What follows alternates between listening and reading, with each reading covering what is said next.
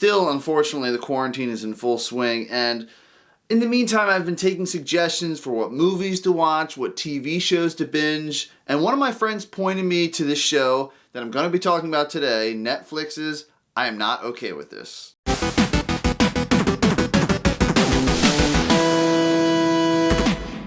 I Am Not Okay With This is a superhero, supernatural type coming of age story. There's comedy, there's drama. There's a lot of stuff to love in this show. It's based upon the comic book or graphic novel, if you will, of the same exact name. And basically what this is here to do is for people who are going through Stranger Things withdrawal or just something to binge through that's really worth it. This is the show you guys want to check out. Funny enough, the producers on this show actually worked on Stranger Things as well. The show stars Sophia Lillis from It Chapter 1 and 2, and also Wyatt Oleff, who plays Stanley in It Chapter 1 and 2. And also plays a character named Stanley in this show. These two characters definitely steal the show and they're the main focus of this, and they have so much chemistry, it's ridiculous. I'm not saying romantic or friendship-wise or any type of specific chemistry, just in general. As far as the plot in a nutshell, a girl named Sydney is developing telekinetic powers, she's making new friends, she's losing some, there's drama, there's comedy, there's a horror aspect to it all, a supernatural vibe. 80s nostalgia. I mean, what's not to like about this show? Sophia Lillis plays Sydney in this, and she's a 17-year-old girl, and she's struggling to get through high school. She's the outcast.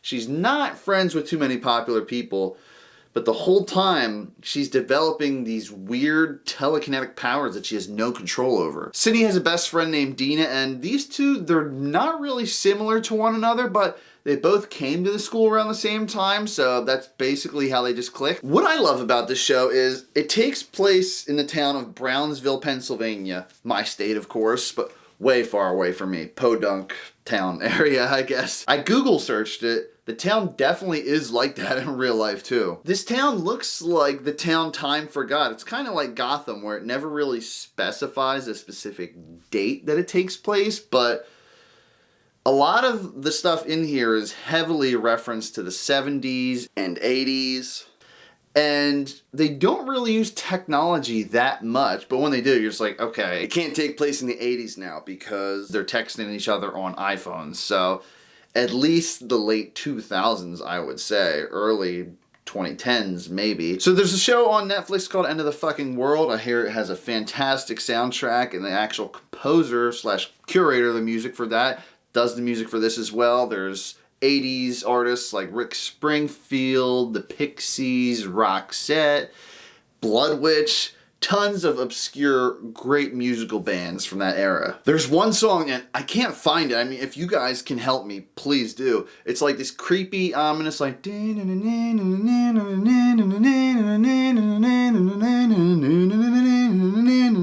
it's like whenever that moment gets tense in the show, or she starts to kind of just get pissed and about to unleash her powers, the song starts playing. Maybe it's just some generic track they made for the show. Who knows? But you guys know it. Please let me know in the comments below. One of my favorite parts is the high school aspect, and this is basically an origin story for Sydney's character. So it feels like Smallville. It feels like if you were to have an X-Men movie just centered on one specific character before Professor Xavier found them, like when they didn't know how to control their powers, when they were lost, when they thought there was no one like them. There's jocks in school, there's bullies, there's standoffish people like Sydney and Stan. Stan's such a cool dude because he's smooth, he's dorky, he gets obsessed with his vinyl collection just like I get obsessed with my movie collection and my vinyl collection too.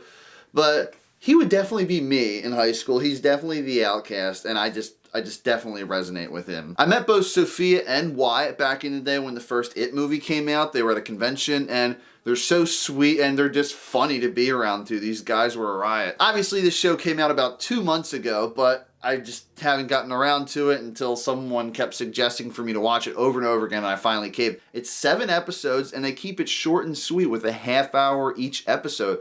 And the best part about that is It doesn't have all these filler episodes and nonsense and doofy one-off characters and plots and stuff like that. It's just a straight 7-episode story that could span like a 2 to 3 hour movie if they combined everything all together. Heavy references to John Hughes, 80s horror films, and tons of other great nostalgic stuff. I love Sydney and her little brother's relationship because Sydney's mom works all the time and she's not around too much, so the little brother basically depends on Sydney.